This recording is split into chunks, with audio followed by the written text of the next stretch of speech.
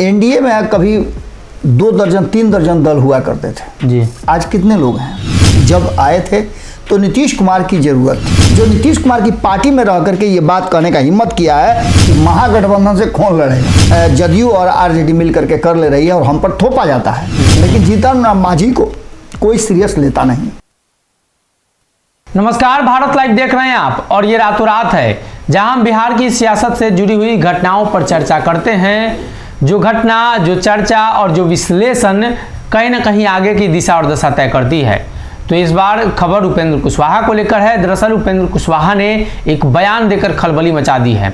उपेंद्र कुशवाहा ने कह दिया है कि नीतीश कुमार की जो योजना है शराबबंदी वो विफल है। वो उपेंद्र कुशवाहा जो नीतीश कुमार के लिए ढाल थे, वो उपेंद्र कुशवाहा जो भाजपा से भिड़ जाते थे बार बार, नीतीश कुमार पर कुछ बयान अगर कोई दे दे तो बाबा चर्चा करेंगे। बाबा, नीतीश कुमार को इतना डिफेंड करने वाले उपेंद्र कुशवाहा इस तरीके का बयान दे रहे हैं, नीतीश कुमार के शराबबंदी को विफल बताया और कहा कि जनता चाहेगी तभी शराबबंदी सफल हो सकता है।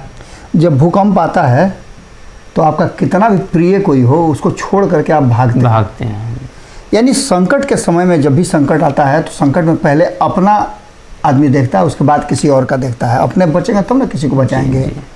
संकट की घड़ी आ गई है जी। अब कैसे संकट आई है तो 2-3 चीज़ें इसमें बहुत स्पष्ट है। एक कि आप लोग लगातार खबर चला रहे हैं। आप लोग तो ऐसा हो गया ना कि आप लोग राजनीतिक लोगों को जीने ही नहीं दीजिएगा जी। वो लोग सोचे कुछ और, आप लोग चलाते कुछ और हैं जी। अब लगातार ये बातें चल रही है कि नीतीश कुमार तेजस्वी के साथ विलय कर लेंगे। आखिर लालू प्रसाद ने संविधान में संशोधन करके तेजस्वी यादव को पार्टी और सिंबल बनाने के लिए, बदलने के लिए क्यों ऑथराइज किया? जी। अब इसका सीधा सा मतलब है भारतीय जनता पार्टी अलग है, नौटंकी किए हुए है। वो रोज कहती है कि विलय हो जाएगा बर्बाद हो जाएगा, विलय हो जाएगा बर्बाद हो जाएगा। और उससे पहले नीतीश कुमार को डरवा करके गई बिहार में जी कि नीतीश कुमार को कह के गई, नीतीश कुमार इसलिए तो भागे जी, कह के गई कि जितना भी क्षेत्रीय पार्टी है सब खत्म हो जाएगा। अब नीतीश कुमार को लगा कि पहले नंबर मेरा ही मत लग जाए जी। खत्म होने का देखिए वो तात्पर्य यहाँ था, बाकी सब बातें अपने जगह पर है। लेकिन जिस मकसद से उपेंद्र कुशवाहा आए थे वो मकसद कभी भी उपेंद्र कुशवाहा का पूरा नहीं होने वाला है जी। जब आए थे तो नीतीश कुमार की जरूरत थी जी। उस समय जरूरत उपेंद्र कुशवाहा की नहीं थी। उपेंद्र कुशवाहा भले ही अपने एक भी सीट नहीं जीत करके आए थे, लेकिन गठबंधन में वो 5 सीट जीत करके आए थे क्योंकि AIMIM उन्हीं के गठबंधन में था, ग्रैंड अलायंस में। तो 5 सीट जीत करके आए थे और ये उपेंद्र कुशवाहा का इसमें प्रभाव भी था, इसे कोई इनकार नहीं कर सकता है। लौकुश वोट पर उपेंद्र कुशवाहा का बड़ा बेहतरीन पकड़ था, वो 2014 में वो दिखा चुके थे जीत करके अपने तीनों के तीनों उम्मीदवार को 100% वोट दिलवा करके जी। इन सारी बातों के साथ उनका टेंशन किससे था तो महागठबंधन छोड़ करके जैसे ही नीतीश कुमार जाते हैं एनडीए में तो वहां से बाहर हो जाते हैं उपेंद्र कुशवाहा और जीतन राम मांझी जी जी। बारी बारी से दोनों फिर उसी नीतीश कुमार के साथ जाते हैं। तो राजनीति जो नीतीश कुमार करते हैं वो बहुत बड़ा करते हैं, लेकिन कहीं ना कहीं उपेंद्र कुशवाहा अब नीतीश कुमार का खेल बिगाड़ने में लग गए हैं। अब खेल बिगाड़ने में सबसे पहले तो जीतन राम मांझी की तरफ से देखिए, और देखिए एक चीज आप बहुत लंबे समय से देख रहे होंगे, 2017 से राजनीति तक देखिए तो इन 5 साल की राजनीति में आपको एक फैक्टर नजर आया होगा जी। सहनी, मांझी, कुशवाहा, ये तीनों का आप देखे होइएगा कि एक तरह की रणनीति है, राजनीति है और तीनों जो हैं एक साथ बॉन्डिंग बना करके चलते हैं। इन सारी बातों को लेकर के जीतन राम मांझी ने एक दिन पहले बयान दिया है कि 250 ग्राम पिए वाला को शराबी नहीं कहा जा सकता है और न उसको जेल में डाला जाए। इसके साथ साथ शराब पर लगातार जो है समीक्षा हो रही है। उस समीक्षा का असर क्या हुआ, क्या शराबबंदी से, अब आप एक बहुत महत्वपूर्ण बात मैं बता रहा हूँ जी। शराब के बोतल से चूड़ी बनेगा। जिस राज्य में शराबबंदी हो उस राज्य में शराब के बोतल से चूड़ी बनने का क्या तात्पर्य है भाई? कहाँ से आएगा बोतल? कहाँ से आएगा बोतल? अब इसका सीधा मतलब है कि नीतीश कुमार एक तरफ से शराबबंदी कर रहे हैं और दूसरे तरफ से प्रोत्साहित कर रहे हैं कि शराब पीजिए तो हम चूड़ी बनाएंगे। इसका सीधा मतलब है कि उपेंद्र कुशवाहा ने जिस तरह की बातें की है और उन्होंने कहा है कि शराबबंदी की समीक्षा होनी चाहिए और नीतीश कुमार के करीब रहने वाला कोई पहला शख्स है जो नीतीश कुमार की पार्टी में रह करके ये बात कहने का हिम्मत किया है, इसका सीधा सा मतलब है कि नीतीश कुमार का जो ड्रीम प्रोजेक्ट है जी, यानी शराबबंदी, जिसको लेकर के वो अपनी पीठ अपने से थपथपाते हैं और कहते हैं कि आधी आबादी के कहने पर हमने किया है, वो सारा समीकरण बिगाड़ने के फेरा में पड़ गए हैं उपेंद्र कुशवाहा। इसके पीछे कहानी और भी है, हम अगले किसी एपिसोड में बताएंगे कि आखिर उपेंद्र कुशवाहा क्यों इस तरह का एक्शन ले रहे हैं, जो आपने शुरू में बताया कि नीतीश कुमार को प्रोटेक्ट करते थे और आज विरोध कर रहे हैं। कुर्नी में उपचुनाव होने वाले हैं और इस उपचुनाव में अब कहा जा रहा है कि 2 दल मैदान में उतरने वाली है, जो मुख्य दल के अलावा मुकेश सहनी भी उतरने वाले हैं और दूसरी तरफ पृथ्वी माली भी उतरने वाले हैं जी। क्या लगता है मुकाबला कैसा होगा? सबसे पहले तो ये फैसला हो जाना कि महागठबंधन से कौन लड़ेगा जी, सबसे बड़ा पेच तो यही फंसा। जदयू राजद भी मतलब लड़ाई में है ना। बिल्कुल। यहाँ अब देखिए, नीतीश कुमार कभी नहीं चाहेंगे कि तेजस्वी यादव का एक एक करके सीट बढ़ता चला जाए और वहां तक पहुंच जाए जहां उनको नीतीश कुमार की जरूरत नहीं पड़े। जी जी। तो नीतीश कुमार क्यों चाहेंगे? इससे पहले नीतीश कुमार वहां चुनाव लड़ चुके हैं। तो ऐसी स्थिति में नीतीश कुमार के लिए सबसे मुफीद होगा कि कुर्नी में वो चुनाव लड़े और इसका प्रस्ताव जो है वो तेजस्वी यादव के सामने उन्होंने रख दिया है। जी। बहुत हद तक तेजस्वी यादव भी बहुत ज़्यादा इसका विरोध नहीं करेंगे, क्योंकि पीछे जो 2 उपचुनाव हुआ है उसमें दोनों ही सीटें तेजस्वी यादव ने अपने पास ले लिया। इस पर विस्तृत खबर हम कर चुके हैं।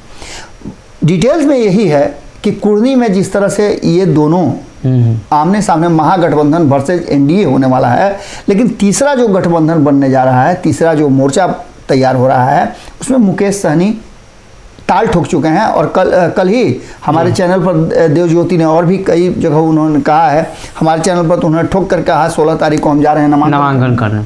तो इसका सीधा मतलब है कि मुकेश सहनी ने कहीं ना कहीं अपना मन बना लिया है कि वो चुनाव लड़ेंगे और उसके पीछे कई ऐसे समीकरण हैं जो बता रहे हैं जी। कि मुकेश सहनी के लड़ने से इस बार सिर्फ लड़ाई वोट काटने की नहीं है जी। इस बार वो जीतने के लिए लड़ाई लड़ने वाले हैं। और सुनने में तो ये भी आ रहा है कि वो ऐसा उम्मीदवार देने जा रहे हैं जो वोटों को संगठित करेगा जी। किसी युवा को वोट देने जा रहे हैं जिसका कई लोगों का ना छानबीन चल रहा है, नाम की चर्चा चल रही है, ये तो हम आपको बताएंगे। उसके साथ साथ पृथ्वी माली, आपको याद होगा बोचहा में भी पृथ्वी माली ने अपने उम्मीदवार खड़ा किए थे और उम्मीदवार खड़ा करने के बाद उन्होंने मुकेश सहनी को सपोर्ट किया था और सपोर्ट करने के बाद मुकेश सहनी 30,000 से अधिक वोट लेकर के आए थे। इसका सीधा मतलब है कि कहीं ना कहीं अगर ये दोनों मिल जाते हैं और इनके साथ और लोगों का समर्थन हो जाता है तो एक बात तो तय मान के चलिए कि कुर्नी का जो समीकरण है वो बदल सकता है और इस बदले हुए समीकरण में मुकेश सहनी काफी घातक हो सकते हैं दोनों ही गठबंधन के लिए, क्योंकि सबसे बड़ी बात है कि ये लड़ाई महागठबंधन वर्सेस एनडीए नहीं होने जा रहा है। जिस तरह से 2 उपचुनाव जो खत्म हुए उसमें आरजेडी वर्सेस बीजेपी हुआ था, इस बार भी लगता है कि उम्मीदवार चाहे बीजेपी खड़ा करे या जेडीयू खड़ा करे, चुनाव जेडीयू वर्सेस भाजपा या भाजपा वर्सेस आरजेडी ही होगा। और ऐसे में मुकेश सहनी का और पृथ्वी माली का अगर कॉम्बिनेशन बना तो ये बेहतर परिणाम भी दे सकते हैं। एक सवाल लगातार है, महागठबंधन में अब विद्रोह शुरू हो गया है, कोऑर्डिनेशन कमेटी को लेकर चर्चा हो रही है, तेजस्वी चुप क्यों है? देखिए, हमारे बुजुर्गों ने कहा है कि ज्यादा जोगी मौत के उजाड़। सीधी तौर पे दावा भले ही किया जा रहा हो जी, अब एनडीए में कभी 2 दर्जन 3 दर्जन दल हुआ करते थे जी, आज कितने लोग हैं? जब खास करके जब मौका आता है जी फैसले का, तो उस फैसले के समय में बहुत सारी ऐसी बातें होती हैं जिसको लेकर के आप आने वाले समय में उस पर अमल नहीं कर पाते हैं और इससे आपसी मनमुटाव बढ़ता है जी। सबसे पहले तो आप समझिए कि 7 दलों का एक गठबंधन, इसमें सभी लोग सत्ता का सुख भोग रहे हैं, लेकिन एक जो पार्टी है वो सत्ता से अपने आप को दूर रखे हुए है जी। और उसका विजन भी बहुत क्लियर था जी। जब उनसे पूछा गया था, जब सरकार बन रही थी महागठबंधन की, तो कहा गया था कि आप मंत्रिमंडल में क्यों नहीं शामिल हो रहे हैं? तो उन्होंने कहा कि मेरी जिम्मेवारी अभी बहुत बची हुई है जी जी। मेरी जिम्मेवारी सरकार में बैठने की नहीं है, मेरी जिम्मेवारी है कि सरकार किस तरह से काम करती है ये देखना, क्योंकि बिहार की जनता ने, हमारे क्षेत्र की जनता ने हमें वोट दिया है अपने क्षेत्र के विकास के लिए, और सरकार में बैठ करके हम वो काम नहीं कर पाएंगे क्योंकि हम जानते हैं कि हम करने में सक्षम नहीं हैं, अभी उस लायक हम नहीं हुए हैं। ऐसी स्थिति में वाम दलों ने पूरी तरह से नीतीश कुमार और महागठबंधन के कार्यशैली पर सवाल खड़ा किया। सवाल तो जीतन राम मांझी भी खड़ा कर रहे हैं, लेकिन जीतन राम मांझी को कोई सीरियस लेता नहीं जी। लेकिन अब जब सवाल एक बड़ा घटक दल कर रहा है, हालांकि इसके बाहर रहने से, भीतर रहने से ये बातें नीतीश कुमार भी जानते हैं, तेजस्वी यादव भी जानते हैं, और वाम दल के नेता भी ये बात जानते हैं कि हमारे रहने और न रहने से महागठबंधन में असर नहीं पड़ेगा। लेकिन ये जरूरी नहीं है कि आपके द्वारा कही गई बात पर कोई एक्शन हो, लेकिन आप जब बार बार एक बात बोलते हैं तो लोग उसको करवाने के लिए मजबूर करते हैं जी। जिस तरह से दीपांकर भट्टाचार्य ने स्पष्ट किया है, उन्होंने कहा है कि सरकार जिस विजन से बनी थी, महागठबंधन हम लोगों ने बैठ करके जो तय किया था कार्यक्रम, उस कार्यक्रम पर नहीं चल रही है जी। हमने बहुत सारे वादे किए थे, उनमें से कोई भी वादा हम पूरा करने में सक्षम नहीं हो पा रहे हैं। ऐसी स्थिति में सीधी तौर पे अब एक बात करना होगा कि या तो कोऑर्डिनेशन कमेटी बने, या फिर हम बैठ करके हर मुद्दे पर फैसला करें, निर्णय करें, आपसी बातचीत करें और तब अंतिम फैसले तक पहुंचे। जी जी। इनका सीधा सा मतलब था कि जो भी फैसला हो रहा है, जो जीतन राम मांझी भी कह रहे हैं कि जदयू और आरजेडी मिल करके कर ले रही है और हम पर थोपा जाता है, ये आरोप महागठबंधन में 2020 से पहले थे तब भी मांझी लगाते थे, जब वो नीतीश कुमार के साथ एनडीए में आए तब भी उन्होंने आरोप लगाया था एनडीए में, और अब जबकि महागठबंधन की सरकार बनी है तब भी वो आरोप लगा रहे हैं। सीधी तौर पे इन लोगों का कहना है कोऑर्डिनेशन कमेटी बने, और इसके लिए कांग्रेस भी तैयार है जी। अब ऐसी स्थिति में नीतीश कुमार और तेजस्वी यादव क्या फैसला लेते हैं, लेकिन इतना तो मान के चलिए कि महागठबंधन के भीतर काफी भारी विद्रोह हो रहा है, और इसमें तेजस्वी यादव की चुप्पी बहुत सारी बातों को जन्म दे रही है। आखिर ये कहां से आग उठ रहा है, क्योंकि सरकार के मुखिया यही दोनों आदमी हैं। जी।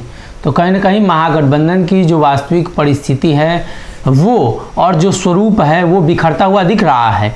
7 दलों में 2 ही दल सारे काम को करते हैं, सारे फैसले लेते हैं, जिसको लेकर अब लगातार बवाल जारी है। तो फिलहाल के लिए इस रातों रात में अगर ये वीडियो पसंद आई और वह बिहार के राजनीति और बिहारियत से सरोकार रखेनी तो सब्सक्राइब बटन दबा के चैनल के सब्सक्राइब कर ली। ओजे एगो घंटी बा, ओकरा बटन दबा देला से कुल सटीक और मारक खबर रुआ मुफ्त में मिल जाई।